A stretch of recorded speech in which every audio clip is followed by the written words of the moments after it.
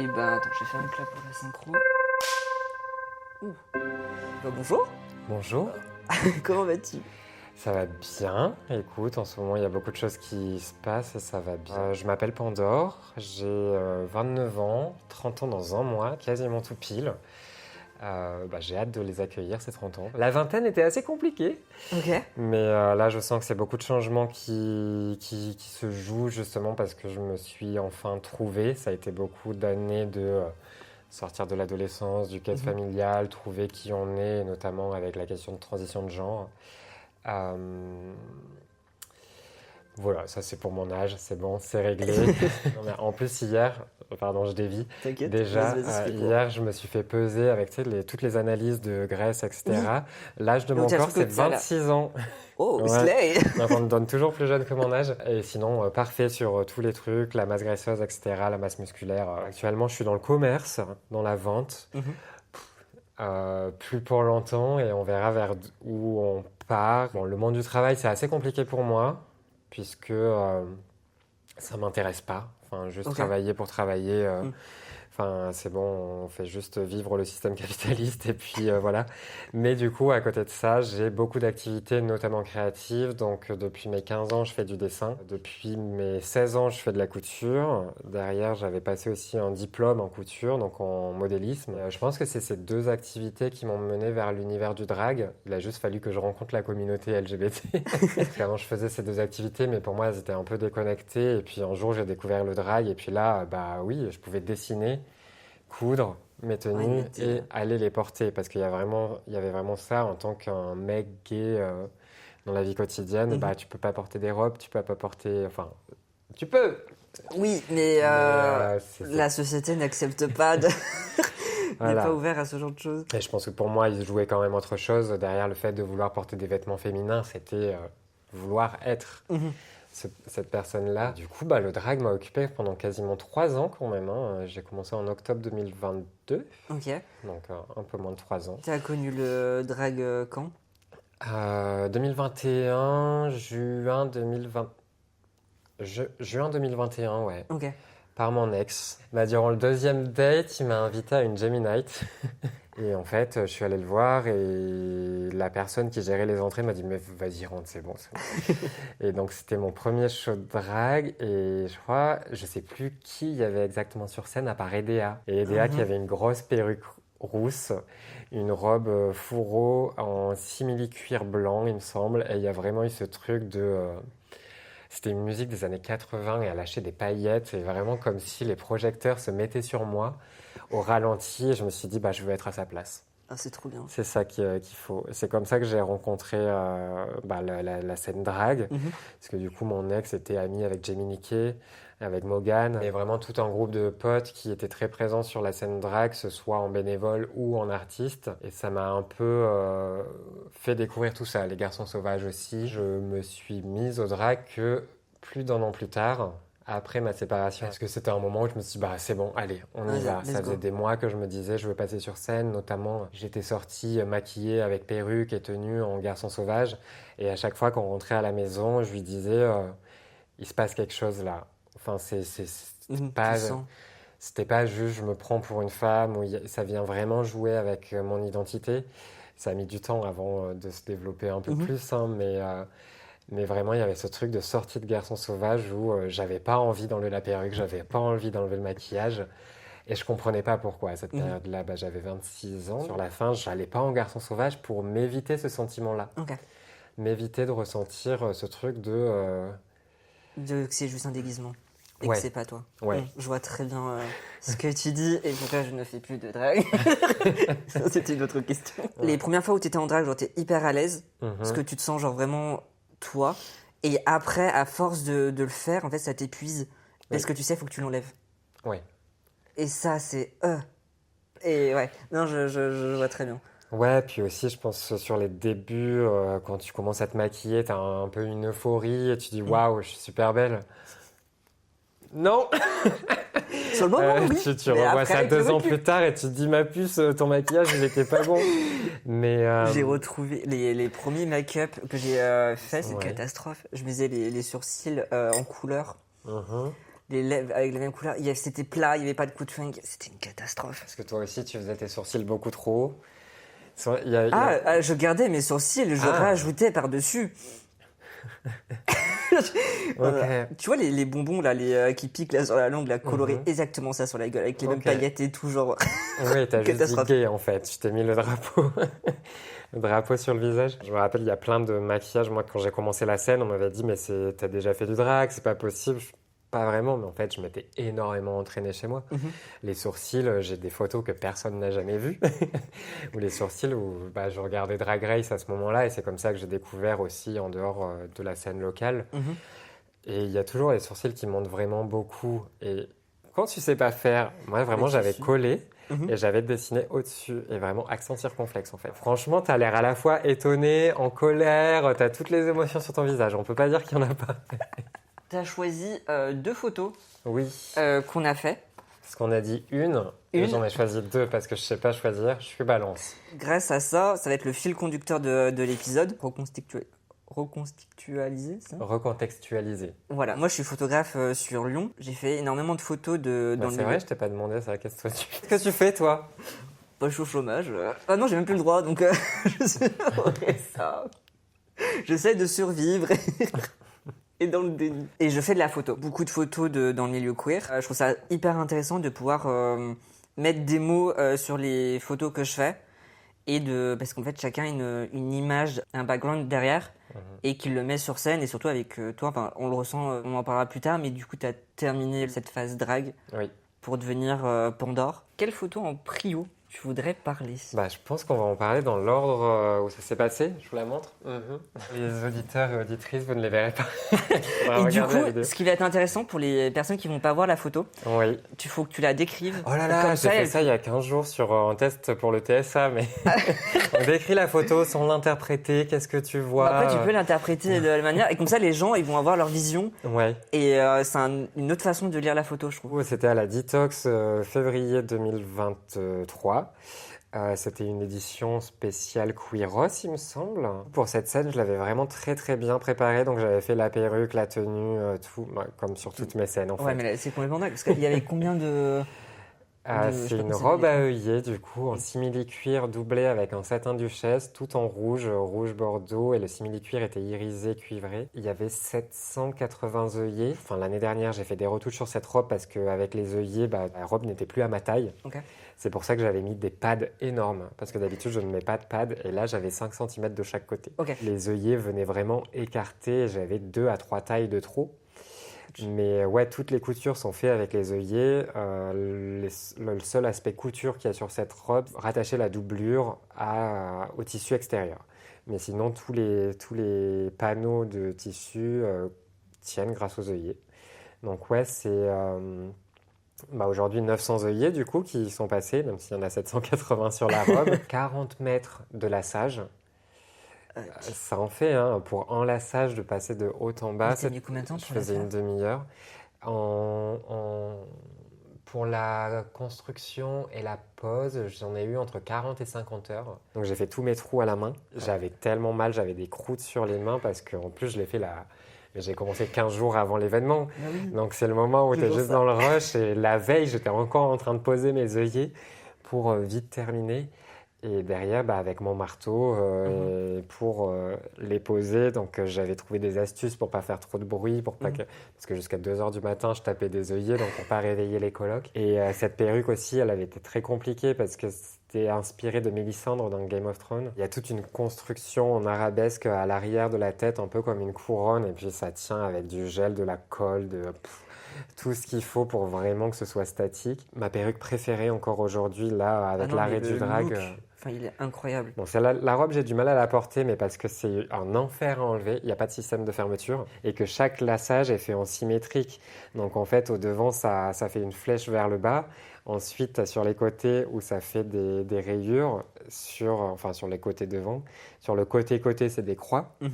Et derrière, c'est en symétrique. Où du coup, dans le dos, ça remonte comme une colonne vertébrale.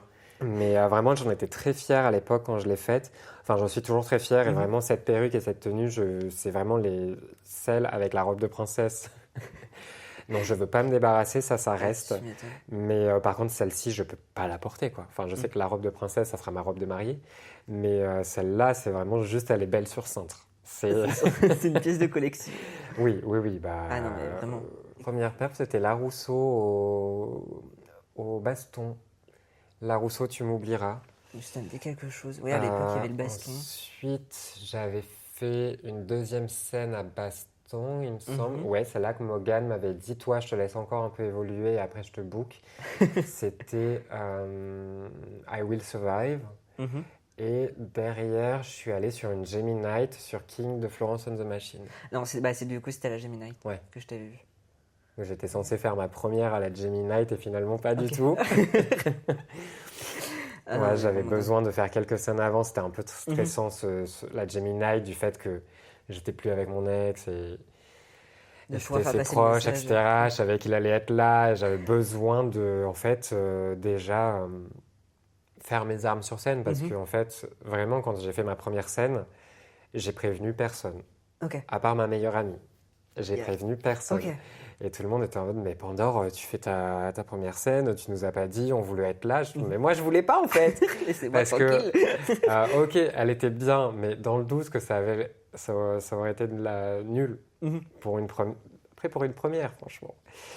Ben, je voulais pas que les gens voient ça, du coup, je suis allé sur scène et puis c'est compliqué les premières scènes en soi, donc voilà. Et le baston, vous ne connaissez pas, on va vous expliquer. Ok. Non, ça a été un lieu qui a été génial pour le début de beaucoup de personnes, qui permettait beaucoup de scènes émergentes. Pour moi, c'est vraiment sans critique, il y avait un côté un peu bac à sable, Mhm. dans le sens où tout était permis.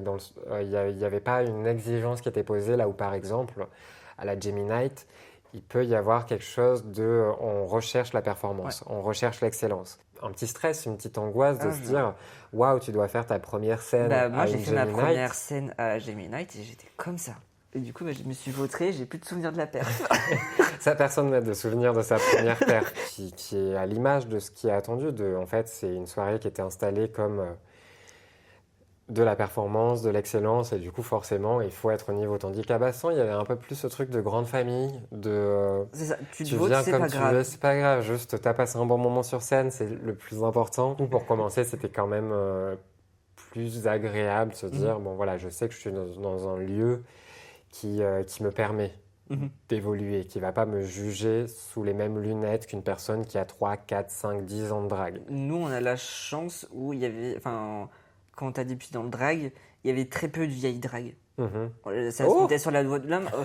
Oui, mais il y avait les dragons, elles étaient plus sur scène. Oui, Il non, y avait plus, enfin, les collectifs étaient éparpillés après le Covid. Ouais. Et du coup, il y a eu un renouveau 2-3 ans après, Ouais. quoi. Et ça se renouvelle en Ah, permanence. tout le Là, temps. moi, ça fait 1 an que j'ai quand même un peu disparu de la scène. Là, ça fait juste 6 mois que je me suis dit c'est terminé. Mais j'ai l'impression que ça se renouvelle tout le temps, tout le temps, tout le Mhm. temps, et que je suis en train de passer. Enfin, j'ai moins ce sentiment aujourd'hui, mais j'avais vraiment au début le sentiment de me dire, mais je suis en train de rater tellement. Mm. Non, en fait, j'en ai profité comme j'avais à en profiter. Mais parce que avec l'arrivée de Drag Race France aussi, ça a lancé le drag sur quelque chose d'un peu plus mainstream. Déjà, même Totalement. si avec Drag Race US, c'était déjà assez présent, mais avec le Drag Race France, ça donne de plus en plus envie à des jeunes de se lancer. Donc Et le souci, c'est qu'ils n'ont pas forcément la culture queer derrière. après ça s'apprend.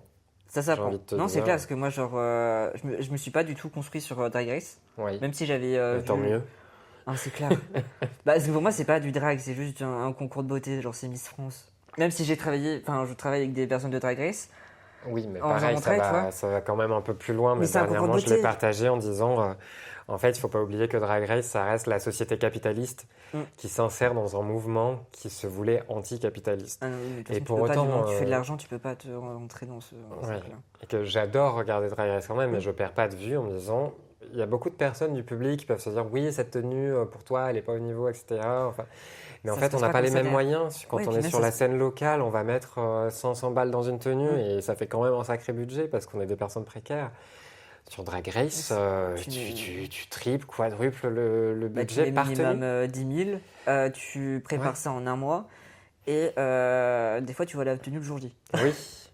Et que c'est vraiment tenue, perruque, talons, accessoires. Ça coûte quand même excessivement cher. je dirais pas à mauvais escient parce que c'est du vrai travail. Oui. Et qu'en fait, quand je passe 60 heures de travail sur une tenue, combien vous êtes payé, vous, pour 60 heures de travail? Bon, pas 300 balles, non. C'est un vrai budget. Et pour aller sur Drag Race et pour impressionner le public, eh ben, il faut avoir ce budget-là. Parce que si tu es un ou une artiste qui touche juste le RSA et tu veux aller sur Drag Race, bah désolé, mais tu vas partir en premier. Parce que tu n'auras pas les moyens de pouvoir participer à cette compétition. Moi, une des drags que j'adore, c'est Jinx Monsoon. Et dans un podcast qu'elle produit, non, qu'elle anime, c'est Alaska qui produit. Elle en parle en disant quand elle a fait sa saison, elle est venue avec 0 € de budget. En fait, elle a emprunté des perruques, des tenues à ses sœurs drag. Elle était à la rue à ce moment-là. Et en fait, sa personnalité lui a permis quand même de gagner. Aujourd'hui, c'est quelque chose qui n'est plus possible. Tu peux pas juste venir avec des perruques sèches, avec 2 bouts de tissu sur toi et espérer gagner la compétition parce que les exigences ont évolué, parce qu'il y a beaucoup plus de gens qui regardent et que c'est plus quelque chose de niche en fait à la télé. Je reviens là-dessus. Vas-y, pardon. Mais du coup, sur cette scène où j'avais ma robe à œillet, c'est la première fois que c'était plus... je vais pas donner mon dead name, j'ai failli le faire parce que je le donne souvent quand j'en parle. J'ai juste une question sur ça, sur le dead name. Je comprends que du coup tu veux plus être associé à qui t'étais, mais pour quelle raison? Alors en vrai, je vais vous le donner parce que j'en ai rien à faire que non, j'en ai rien à faire que les gens connaissent mon dead name. Juste, l'utilisez pas. C'est la moindre des choses. Mon prénom c'est Pandore, c'est marqué sur ma carte d'identité. C'est quelque chose qui me correspond plus. Moi, mes parents l'utilisent encore et j'ai juste un rejet de mon nom, mais en fait, c'est plus moi. C'est vraiment pas. Enfin, c'est un prénom. Moi, c'est un prénom que j'ai beaucoup aimé. Je l'aime toujours beaucoup. J'adore l'écrire et je suis un peu dégoûtée parce que ma signature était trop belle. Mais en fait, juste, je me reconnais plus dedans et c'est pour ça que je veux pas qu'on l'utilise. Et il a aussi un truc un peu masculin où je me sens plus dans la masculinité. Je sais que sur de la transition en tant que femme trans, et même en tant que personne trans, c'est toujours rattaché à ton sexe biologique de naissance, mais ça correspond plus. Moi-même, il y a des jours où encore hier, je me suis levée et je suis en, oh waouh, si j'étais juste un mec gay hyper femme, je serais hyper mimes, peut-être que je devrais m'arrêter là. Et il y a quand même ce truc, mais en fait, c'est Pandore. Et même si je devais le vivre en masculin, ça serait Pandore. Et ça peut être unisexe. Là-dessus, c'est la première scène où c'était plus Amaury qui jouait à Pandore, mais c'est vraiment Pandore qui est né. C'est vraiment une scène où, comme toi, tu as eu sur ta première scène et comme j'ai eu, un peu un blackout. Et pour autant, pour moi, pas tout à fait un blackout, c'est Amaury a un blackout. Mais par contre, il y a l'énergie féminine qui m'a juste déchiré le corps, où vraiment j'ai senti dans tout mon corps un truc, et vraiment une énergie féminine qui me transperce et qui sort. Et c'était cette personne-là sur scène. Moi, d'un coup, je me suis retrouvé en arrière et puis pilote automatique, je connaissais ma performance par cœur. Et là, mais vraiment de la folie pure aussi sur mon visage. C'était la première fois que je le voyais s'animer autant sur scène quand j'ai vu les photos et vidéos. Et je le sentais aussi dans une articulation de dingue. Je suis quelqu'un de plutôt réservé, plutôt dans mon coin, à part quand je commence à connaître les gens et après je me libère un peu. Et même sur scène aussi, il y avait toujours ce truc où on présente toutes les dragues et j'étais vraiment la plus en retrait de toutes. Mais par contre, dès que tu lances la musique, là c'est le travail d'actrice. À ce moment-là, j'existe. Et Florence and the Machine en parle énormément, c'est que c'est un moment où je suis à la fois tout à fait moi-même et à la fois plus du tout moi-même. C'est vraiment, je suis tout à fait absente et tout à fait présente. Et c'est vraiment ça que je vois sur les vidéos aussi, c'est que dès que la musique elle se lance, il y a quelque chose dans mon regard qui switch de là, je sais quelle énergie je veux transmettre au public.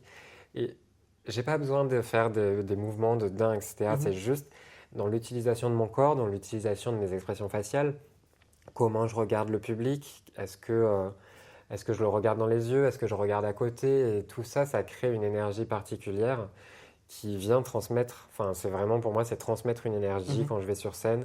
J'en ai rien à faire d'être belle, je sais que je suis belle en drague. Là-dessus je le sais, j'ai tellement travaillé sur mes tenues, sur mes perruques, sur mon maquillage, je sais que je suis belle, mais ça m'intéresse pas parce que sinon je m'ennuie. Donc du coup j'ai besoin d'être dans mes émotions. Et puis même, vraiment, je me rappelle pour ce shoot, tu m'avais redemandé après des photos supplémentaires. Mhm. Et à la Oui. base, Oui. je n'envoie jamais de photos. Je Et crois que genre, celle-là, elle n'y était pas dans le non, premier. ouais, c'était une photo supplémentaire. Et du coup, oui, celle-là, tu me l'avais envoyée en supplément. Et vraiment, c'est une de mes préférées avec celle où je suis de dos aussi. Il y Ouais, a un gros ouais, bah plan là on sur voit le tout cul. le Et travail. du coup, on voit tout le travail des œillets, ouais. Et vraiment, voilà, ça a été la première scène où j'ai senti cette énergie féminine et je jouais plus à être une femme. C'est vraiment de OK. Et je suis rentrée chez ma meilleure amie ce soir-là en pleurs. Je voulais pas me démaquiller. Il y avait sa mère qui m'a vue aussi. Et puis vraiment, elle me disait, mais qu'est-ce qui se passe? Et genre, là, je comprends pas. Et j'avais dit, et le lendemain, quand je suis rentrée chez moi, j'ai d'autant plus compris, c'est que j'ai passé une demi-heure sur mon lit et j'ai eu l'impression de devenir, c'est pas de la psychophobie, hein, je vais dire folle, mais clairement parce que j'ai passé une demi-heure sur mon lit à deux personnes qui se parlent. Il y avait Mhm. Amaury et Pandore qui se parlaient et deux énergies différentes. Vraiment, dès que c'était Amaury, j'étais en pleurs et dès que c'était Pandore, c'était juste sors-toi les doigts du cul. En fait. Arrête avec ta putain de tristesse et tout ça. Et une demi-heure à vraiment y avoir ce truc de me tourner, me retourner, me tourner, me Mhm. retourner en changeant de personnage. Et c'est là que j'ai écrit à Catherine Bazanville, star lyonnaise, en lui disant, écoute, là j'ai besoin de te voir, j'ai besoin de l'avis de quelqu'un qui fait du drag et qui fait aussi du théâtre parce que je suis en train de me perdre. Je sais pas ce qui se passe, il y a une bataille intérieure où là ça me déchire. Mhm. C'est vraiment l'ouverture de la boîte de Pandore ce soir-là et tu peux plus refaire rentrer la féminité dans cette putain de boîte. C'est comme ça que du coup on est allé prendre un café, on a fait une balade avec Catherine et elle m'a pas vraiment aidé. Elle m'a donné ses conseils, mes conseils d'une personne qui ne vit pas la question de transidentité. Moi ça faisait déjà 13 ans que je me posais la question. Depuis mes 15 ans, je me disais ah, je suis peut-être juste pas juste gay, je suis peut-être une meuf trans. Mais par contre, sur le niveau émotionnel, ce que j'ai ressenti et ce que ça m'a permis de vivre derrière, c'est vraiment la première scène qui m'a. Mhm. Enfin, vraiment cette sensation de je suis plus dans mon corps. Et là, il y a quelque chose un peu de divin, de vraiment, il y a une énergie divine qui prend possession et qui m'envoie un message de Bah, ok, c'est toi. Mhm. là, il y a un tournant dans ta vie qui se passe. Et c'était ce moment-là. Pourquoi Pandore du coup? Pandore, parce que j'ai parlé de toutes les créations que je fais depuis des années, mais ça fait aussi 6 ans que je travaille sur la mythologie grecque, Mhm. où je fais des lectures, des analyses, je suis sur un travail de réécriture du coup, euh, pour réécrire les mythes grecs d'une manière un peu plus inclusive. Mhm. Là, Trop c'est bien. enfin en train de trouver forme, donc je vais raconter le mythe de Pandore. Elle est un peu narcissique, mais c'est un mythe qui est très peu exploré, où on connaît juste le terme de la boîte de Ouais. Pandore qui a libéré tous les maux sur Terre. Moi, je veux le travailler vis-à-vis de son origine étymologique. Donc Pandore, ça veut dire pan, c'est tout, et Dora, les dons. Ok. Donc c'est une personne qui est parée de tous les dons, parce que c'est la première femme qui a été créée par les dieux de l'Olympe. Ok. Sa création est née d'une embrouille entre deux hommes, hein. Donc on accuse la meuf, mais c'est une embrouille entre Zeus et Prométhée. Comme par hasard. Et les dieux de l'Olympe, les 12 divinités de l'Olympe, se sont penchés sur son berceau et lui ont fait un cadeau. Ok. Donc Héra lui a offert la royauté, son charisme. Aphrodite lui offre la beauté. Hestia lui offre le feu, l'énergie vitale. Hermès lui offre la curiosité, Mhm. qui est à double tranchant. Du coup, c'est la curiosité qui lui fait ouvrir la boîte, mais à la fois, c'est la curiosité qui lui permet de s'enrichir, Mhm. d'évoluer. Et voilà, chacun lui fait un cadeau. Et mon premier chat s'appelait Pandora aussi, parce que du coup, c'était mon premier Mhm. chat, première femme. Et là, en plus, dans une démarche de transition, il y avait vraiment ce rapport à bah, moi, mon amour de la mythologie grecque, Mhm. et puis plus largement que physiquement, je suis aussi psychologiquement en train de me donner la vie, Mhm. parce qu'une transition, c'est pas juste physique, c'est aussi réinvestir tous les souvenirs d'enfance, de ce qui s'est passé, ce qui aurait pu se passer, qui je suis, qui j'aurais pu être, euh, mais aussi tous les manquements des personnes qui m'ont entouré, qui ont Mhm. refusé de permettre à ma féminité de Mhm. voir le jour. Et du coup, aujourd'hui, je suis en train de me donner vie dans le sens où je suis en train de me guérir Ouais. et de travailler sur la gestion de mes émotions, la gestion de mes relations, d'avoir des rapports beaucoup plus doux, beaucoup plus sains, beaucoup plus sereins. avec le monde qui m'entoure. T'en es où du coup avec ta famille actuellement? Si tu veux en parler, il y a pas de souci. Bon, on va pas épiloguer là-dessus parce que c'est pas forcément quelque chose qui là maintenant je trouve ça pertinent, mais je suis en rupture avec ma famille parce que mes frères, enfin il y a 15 jours là, ma mère m'a envoyé, enfin j'ai repris contact avec elle et elle m'a juste envoyé un message en me disant toute la famille veut faire un break avec toi. Mais derrière, elle m'a dit que c'est moi qui étais violente. Hein. Bien sûr. Mais parce que derrière, j'ai répondu allez vous faire foutre. Donc oui, effectivement, mes paroles étaient violentes, mais qu'est-ce qui l'a déclenché? C'est est-ce qu'il n'y a pas de la violence quand tu dis à ton enfant, en fait, toute la famille veut faire un break avec toi, on n'en peut plus, chacun a ses problèmes et on ne veut pas avoir géré les tiens. Parce que du moment où je dis que je veux me faire appeler Pandore, c'est un problème. C'est vraiment ça le problème. Mais parce que je viens d'une famille qui est raciste, homophobe, sexiste. Tu viens de quelle région Béziers, dans le sud de la France. Donc le maire, c'est Robert Ménard. Si vous n'en avez pas entendu parler, c'est un bon soutien du Rassemblement national. Et j'ai grandi quand même avec le portrait de Jean-Marie Le Pen dans mon salon. Fabuleux! Beaucoup de gens ne le comprennent pas parce qu'on me dit mais c'est quand même ta famille, tu devrais les aimer. Mais en fait, à ma thérapeute, j'en parlais en disant je vous ai beaucoup parlé d'une certaine relation. Si cette relation m'avait frappé pendant 15 ans, est-ce que vous me diriez qu'il faut que je renoue le contact avec? Non.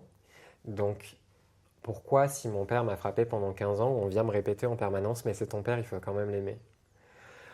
Donc, il y a une part de moi qui, là, suis en train de guérir finalement de cette rupture, de me dire, c'est pas grave. Je crois que c'est même pour le mieux, ou je vais me sentir mieux sans ces personnes-là, parce que même à l'avenir, si je dois créer des relations, ou même sur la question de la parentalité, si un jour ça arrive, je ne veux pas que mes frères et ma famille ne puissent retransmettre toute la violence qu'ils m'ont transmise en fait. C'est vraiment, moi j'essaye de me guérir et de me détacher de toute cette violence-là pour ne pas la retransmettre. Eux ne font pas ce travail-là, donc je ne veux pas qu'ils fassent partie de ma vie. Voilà. Deuxième partie, Pandore. Donc on en était sur cette photo où je viens de gagner la Deathmatch, donc qui était une compétition de lip-sync organisée par les Maxi Queer. C'était en janvier dernier. Je trouve ça un peu ironique que je porte exactement la même perruque que sur la première photo. Recoupée un peu parce qu'elle était bien abîmée en bas, mais une robe différente qui est beaucoup plus dans un aspect mythologique, mais en tout cas toujours du bordeaux, toujours du rouge. En même temps, c'est mes couleurs en drague vraiment. Bon, j'ai ce petit truc où je sens les roses après qu'on me les a donnés et tout le monde, il y a beaucoup de gens dans la salle qui ont cru que c'était des vraies roses. C'était des fausses? Ouais, elles sont en plastique. Comment c'est quoi chanter? Et je les ai réutilisées parce que dernièrement j'ai fait une tenue pour Baron Verveine où cette scène elle était aussi très marquante parce que très compliquée où ça fait deux ans que je suis lancé sur ma transition où il y a eu un an de transition sociale et là ça fait un peu plus d'1 an que je suis sous hormones et je dois dire que quand même les hormones m'ont un peu bien brassé psychologiquement. Après, je suis quelqu'un de très anxieuse de base, donc ça s'est rajouté en plus. Là, c'était la période de novembre-décembre, juste avant la prise de cette photo. J'étais dans le commerce, dans une entreprise qui fait son chiffre majeur durant la période de Noël. Donc, j'avais jamais de repos et c'était vraiment une période très dure. Et j'ai fini en clinique de soins psychiatriques. Parce que j'avais envie de mourir et j'avais pas envie de faire de tentative de suicide, mais je la sentais pas très loin. J'avais peur de faire cette tentative de suicide. En même temps, il y avait beaucoup de questions de consommation, que ce soit alcool ou d'autres substances, parce que je suis une personne qui a un terrain addictif très présent. Mais même plus largement, dans mes relations amoureuses, j'ai exactement le même rapport. J'avais prévenu Catherine quand on a commencé à relationner, c'est... Attention, un jour, je risque de développer une dépendance envers toi. Ça n'a pas manqué, mais elle était prévenue. J'en parle beaucoup de mes addictions sur scène, notamment parce que ça me permet aussi de désacraliser ça, désacraliser le tabou qu'il y a autour et de permettre à mon public de se sentir vu parce que je sais que je ne suis pas la seule personne à vivre ça, notamment dans le milieu LGBT. Les espaces de nuit, la scène, les boîtes de nuit, c'est les seuls lieux dans lesquels il nous est permis d'être pleinement nous.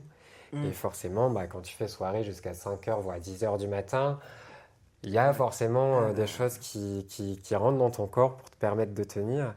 Et c'est sans se déresponsabiliser, mais en fait, c'est les seuls espaces qui nous sont permis d'exister sans qu'il y ait question sur nos identités. Parce que quand on est au travail, quand on est dans la rue, quand on est même avec des amis qui sont hétéros, il y a toujours question. On est toujours l'ami gay, l'ami trans, l'ami... Oui. Alors que à ce moment-là, quand on est dans le monde de la nuit, ça n'existe plus ces questions-là. Donc bref. Et au contraire, surtout quand dans le monde de la nuit, on est souvent mis, enfin surtout toi du coup dans le drag, t'es mis en avant. Oui. Et du coup, t'es idéalisé sur scène. Il y a vraiment ce truc avec le drag, d'être mis sur un piédestal, moi ça me bute. Hein. Mais moi, déjà, je l'avais ça avant, mais sur la mentalité lyonnaise. Quand de base, je viens de la campagne stéphanoise et tout, et quand je suis arrivé sur Lyon et j'ai fait une école de cinéma, c'est soit on te mettait sur un piédestal, soit on te rabaissait, mais genre à mort parce que machin est mis jaloux. Mais une fois que t'as fait tes preuves, tout le monde te veut, te machin. Ouais. Et c'était très très dur. Et après, dans mes preuves, j'ai retrouvé ça. Je me dis, ouais, après, il y a aussi une vision. Quand on découvre la communauté queer et la scène et tout ça, il y a un peu cette petite euphorie de tu te sens enfin vu, compris, accepté. Et après, il y a un peu la désillusion, elle est normale, où tu as passé les premières étapes de l'état amoureux. Et d'un coup, tu découvres que juste la communauté queer, elle est à l'image de la société. Il y a des cons partout. C'est pas parce que t'es gay que t'es intelligent. C'est pas parce que t'es gay que t'es inclusif. C'est pas parce que t'es trans même que tu n'as pas de biais transphobe, raciste, sexiste. Enfin, et même dans la gestion des émotions, vu qu'en plus c'est quand même une communauté qui a vécu beaucoup de traumas, c'est pas forcément des relations tout le temps saines. Et ouais, juste, on essaye de faire en sorte de se guérir les uns les autres et soi-même, mais ça reste à l'image de la société et tu peux pas t'entendre avec tout le monde. Il y a vraiment ce truc au début de tu veux être pote avec tout le monde, mais au début aussi avec les drags, j'avais un peu ce truc de faut que je sois pote avec, enfin faut que je sois sympa avec toutes les drags. Okay. Et j'avais quand même ce truc de conscience personnelle de je ne sais pas mentir, quelqu'un que je n'apprécie pas, je ne peux pas. Mais par contre, je voulais être booké. Donc trouve ton juste équilibre. J'ai fait le choix d'avoir moins de booking, mais d'être honnête dans mes valeurs. Ça, c'est mieux. Tandis que d'autres personnes vont être très fortes sur la gestion sociale et se faire apprécier de tout le monde, et du coup sont bookées partout. C'était la petite divagation, je reviens sur l'image.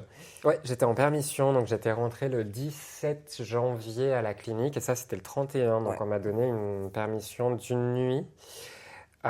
Où du coup pendant 15 jours j'ai répété dans ma chambre de clinique vraiment, et puis quand je faisais des tours du parc de la clinique, j'avais la musique dans les oreilles pour apprendre les paroles. Conditionné. Et pour moi il était hors de question que je ne gagne pas. Et je m'étais dit non mais c'est pas grave si je perds, surtout pas la première à partir. Oui, parce que du coup pour rappeler il y a c'est un peu comme la finale de Drag Race, t'as des différents sets. Tu sais pas sur qui tu vas tomber. Si, on savait sur qui pour le premier tour. Donc on était 8 artistes, ça faisait 4 lip-sync en première manche. Mais on savait sur qui on tombait et sur quelle musique. Mais on nous avait donné 3 autres musiques à apprendre. Donc on savait que sur les 3, il y en a 2 sur lesquelles on passait si on allait en finale. Moi je suis allé sur cette scène en me disant c'est un concours de lip-sync. Et je n'avais aucun accessoire. Aucun reveal, rien du tout. Je me suis dit, c'est un concours de lip-sync, je travaille sur mon émotion, sur mes paroles, sur mon expressivité. Parce qu'il y en a quand même pas mal que j'ai vu se perdre avec leurs accessoires. Et ça, c'est un piège. Les drag queens et drag kings qui écoutent ça, arrêtez avec vos accessoires. Si votre performance, elle est nulle sans les accessoires, juste elle est nulle. D'abord, prévoyez votre performance comme il faut, sans accessoires, et après, vous amenez un accessoire. Si votre performance, elle repose sur un accessoire, la performance, il faut la laisser tomber. Voilà, j'avais fait ce choix-là, et après, oui, j'étais rentré chez moi en me disant « Attends, arrête de te remettre en question. À un moment donné, s'il y avait que des bébés drag ou des tout jeunes, tu n'y es pour rien. » J'aurais adoré me confronter à d'autres artistes sur la scène lyonnaise qui étaient plus installés et montrer aussi, ça m'aurait stressé encore plus, mais montrer que j'ai pas gagné pour rien. Parce que là, il y avait un peu ce truc de c'était évident que c'était moi qui allais gagner parce que moi, personnellement, je me chiais dessus. Mais ouais, à un moment donné, moi, je sors de scène et je vais pour me changer et j'entends, oui, mais de toute façon, on sait qui c'est la favorite. Et... Mais en fait, ça, j'ai pas besoin de l'entendre. Voilà. Je sors de la clinique là pour une nuit. Je suis vraiment dans un état de fragilité intense. Quand on dit un lip sync for your life, donc lip sync pour ta vie, sur cette musique-là, je l'ai bien senti. C'était vraiment de.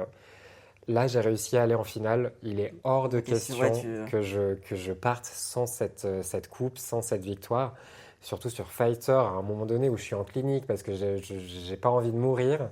Et j'étais en colère, j'étais triste, j'étais désespéré, mais contre tout le monde, contre moi-même. Je ne voulais pas avoir de visite, je ne voulais pas répondre aux messages, je ne voulais pas qu'on m'écrive.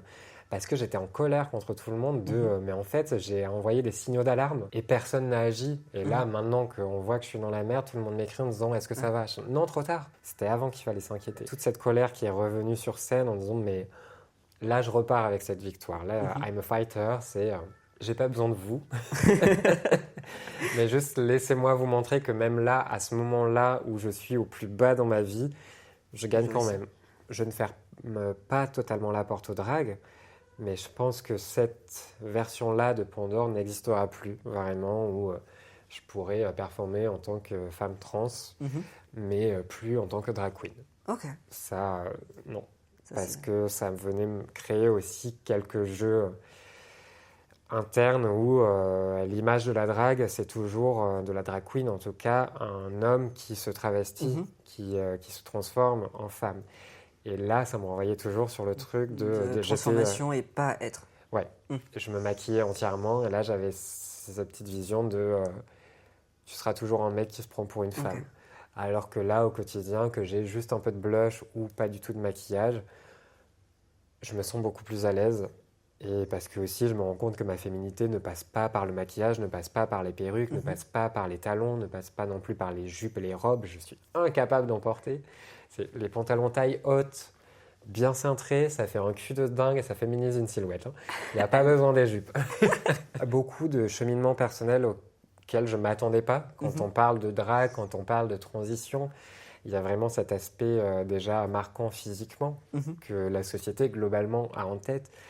Et moi, là, ça fait 2 ans et demi que c'est un chaos absolu émotionnellement. Donc, j'avais bien choisi mon nom de scène. Mais vraiment, c'est aussi un espace où on se trouve soi-même. C'est vraiment, on n'arrête pas de se perdre et se retrouver, se reperdre, se retrouver et découvrir de nouvelles couches à sa personnalité, à ses envies, à ses attentes, à ses valeurs morales aussi. Pour les personnes qui veulent se lancer dans le drag, c'est pas juste de l'esthétisme. Faites attention à ce que vous faites. C'est vraiment dur parfois, mais c'est à la fois tout détruire pour tout reconstruire. Là, je pense que j'arrive enfin dans un moment où mes fondations sont solides, mais ça a pris du temps. Aujourd'hui, je me sens comment ? C'est compliqué. Je pense que juste, je me sens. Je peux pas dire je me sens pas bien, je me sens bien. C'est juste, je suis dans une grosse période de transition puisque changement de travail, changement d'appartement, changement de relation, changement de groupe social, pur avec la famille aussi. Donc je fais confiance un peu à ce qui est en train de se passer. Ça fait pas forcément sens pour le moment, mais je sens que c'est pour le mieux. Et à la fois, c'est quelque chose que j'ai beaucoup vécu ces 10 dernières années, même plus, 15 dernières années, de la fin d'un cycle et le commencement d'un nouveau. Et à chaque fois, je change absolument toutes les sphères de ma vie. Je ne m'attendais pas à le vivre aujourd'hui parce que j'avais l'impression d'avoir trouvé quelque chose de plutôt stable, de plutôt périn. Là, je vais me retrouver beaucoup plus seule et j'en ai besoin. Quand je me tire les cartes, ça me le dit toujours. J'arrête pas de tirer l'ermite, donc la carte de la solitude, parce que j'ai besoin de ce moment un peu... je pense qu'avec ma transition, j'ai quand même beaucoup projeté. J'ai beaucoup fait attention au regard des autres.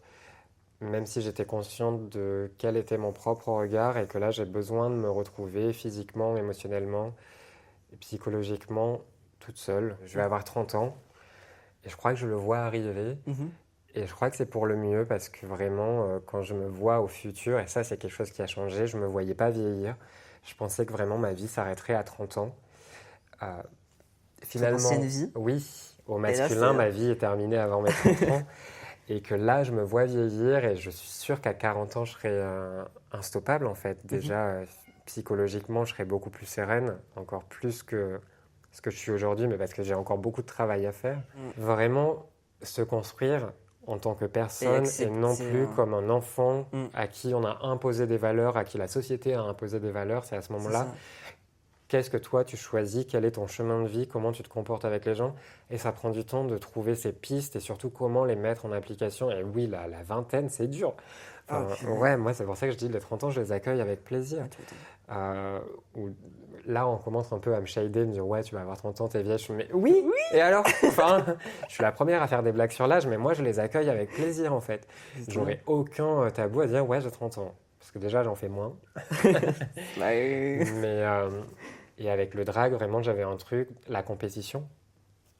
Il y a beaucoup de gens qui ne l'ont pas vu, visiblement. Je ne sais pas comment j'ai fait pour le cacher, mais j'étais hyper compétitrice. Quand j'allais sur scène, j'avais vraiment ce truc de il faut que ce soit moi la meilleure.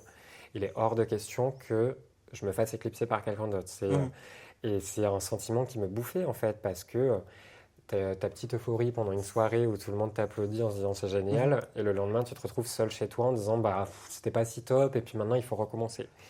Et ça a été 10 ans où je refaisais cette boucle et cette boucle et cette boucle qui était de plus en plus violente parce que je mettais ma santé physique et psychologique en danger à un point de faire des nuits blanches sur nuits blanches sur nuits blanches avant d'aller sur scène et d'arriver sur scène et pas vouloir y aller parce que je suis épuisé et j'ai envie de parler à personne et rentrer chez moi en pleurs parce que ouais c'était génial mais putain je suis fatigué et ça devenait de plus en plus violent et là je sais pas j'ai eu un déclic il y a quelques mois de se dire stop et oh. Et je pense vraiment la transition m'a aidé là-dessus et peut-être l'âge qui avance me dire non mais en fait je suis suffisante, là c'est bon, j'ai pas besoin de me prouver, j'ai pas besoin de faire et pas faire des choses pour être apprécié. Et ça change beaucoup vraiment là au quotidien, j'arrive à me détendre, à regarder des séries, à regarder des films, chose dont j'étais incapable ces dernières années parce que c'était une perte de temps, j'étais pas productive et... Je crois qu'on a tout dit. On peut te retrouver où ? Sur les réseaux sociaux, pardon. Est-ce qu'on peut me retrouver chez moi, au travail mais... À quelle heure? Non, mais on peut te retrouver où sur les réseaux? Je suis encore pendant un mois chez Maison du Monde, mais je ne sais pas quand est-ce que tu sortiras ça. Sur les réseaux sociaux, si vous voulez suivre, mais il n'y aura pas grand-chose de très intéressant. Enfin, si, peut-être à venir du travail sur la mythologie grecque. Ouais. Et sur ma transition, le partage de mon parcours sur Pandore-8, Pasquier comme les brioches. Et Pandore comme la boîte. On a dit beaucoup de choses quand même. Je pense juste que je vais partager, il y a déjà une parole que je viens de partager, mais des mantras que je me répète au quotidien pour évoluer. C'est la première, c'est je ne suis pas responsable des émotions des autres. Ça implique aussi le contraire. Les autres ne sont pas responsables de mes émotions. Ça veut dire que... Et ça a assaini beaucoup de relations du moment où on est capable de prendre en charge ses émotions. Quand je suis en colère, j'arrive aujourd'hui à dire, là je suis en colère. Pas m'énerver, pas aller dans les tours, mais et surtout parce que je fais une réflexion de pourquoi je suis en colère. Qu'est-ce que ça vient travailler sur moi? Sans accuser l'autre si j'ai une blessure qui n'est pas totalement refermée, c'est de là que provient la colère, mais voilà, sur toutes les émotions. Surtout ne pas prendre les choses personnellement, et c'est difficile quand on est dans ces émotions, quand on a des blessures, des fêlures, mais vraiment ne pas trop se prendre au sérieux. C'est important de rester un enfant. Je crois que ça, c'est quelque chose qui, par contre, marque beaucoup ma relation avec Catherine. C'est quand on est ensemble, on est deux gosses. Et ça me fait tellement du bien d'avoir cette relation-là parce que dans la société, il est attendu qu'on soit sérieux, qu'on soit professionnel, qu'on se comporte de telle ou telle manière. Et d'avoir des relations comme ça où on peut se permettre d'être 100% soi, d'être débile. Et sans avoir de jugement derrière, qu'on te remet en question sur ce que tu dis. Et ça, c'est cool. Il faut trouver ces personnes-là avec lesquelles on peut se sentir en confiance, mais qu'à la fois, on attire les personnes, on attire des énergies, les mêmes énergies qu'on renvoie. C'est un peu, si je me permets de ne pas me prendre au sérieux, je vais attirer des personnes qui ne se prennent pas au sérieux. Si je me prends trop au sérieux, je vais forcément attirer des personnes qui sont sur le même schéma parce que c'est finalement quelque chose que j'essaye d'appliquer chez moi et donc du coup que je recherche chez les autres.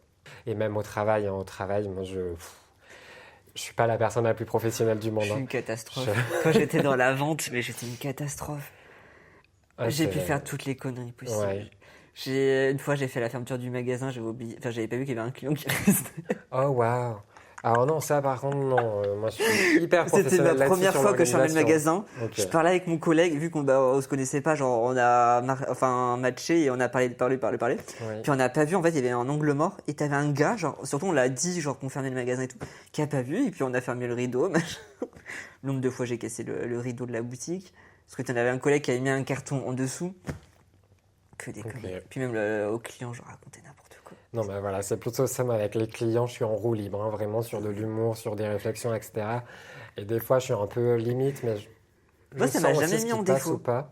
Moi, généralement, ça me met même les clients en confiance. Mais il faut trouver la juste limite aussi. C'est ça. Et je sais que le dernier temps, avant que je mette ma rupture conventionnelle, les clients qui me parlaient mal, par contre, je les répondais et je Ouais. leur faisais comprendre conscience Ouais, qu'il n'y a pas à parler comme ça. Et le lendemain, les gens revenaient pour s'excuser. ok. Et j'étais en mode, Eh, bravo. ok, donc il faut les envoyer chier pour... Ouais, c'est que ça dépend aussi quel terme tu emploies, ça, genre, comment c'est tu une leur personne dis. qui a 60 piges, t'as 20 ans. Mhm. Tu me parles pas genre, je suis pas ton gosse, Ouais. et je vais pas vous parler de cette manière. Enfin, c'est pas de ma faute si vous savez pas mettre des piles dans votre produit. Enfin, Un dernier conseil, et parce que ça, je pense que ça pourra faire lien avec tout ce qu'on a abordé, notamment sur mon parcours, c'est votre vie, vous la vivez pour vous-même, donc surtout ne faites pas de compromis. Alors, ça n'implique pas d'être des connards, mais par contre, ne pas faire de compromis sur ses valeurs, sur ses envies, etc. Et c'est tentant de le faire, notamment quand on a des relations amicales ou amoureuses, mais vraiment, les gens sont de passage. Peut-être pour longtemps, peut-être pour pas longtemps, mais du coup, la vie est courte et il faut la vivre pour soi-même, même si c'est dur, même si c'est parfois dangereux, et je le vis beaucoup avec la transition. Il y a des fois des moments où je veux pas sortir de chez moi, mais par contre, quand je suis dans la rue, je m'excuse pas. La rue, c'est mon renoué. C'est vraiment, personne ne voit que j'ai une anxiété sociale.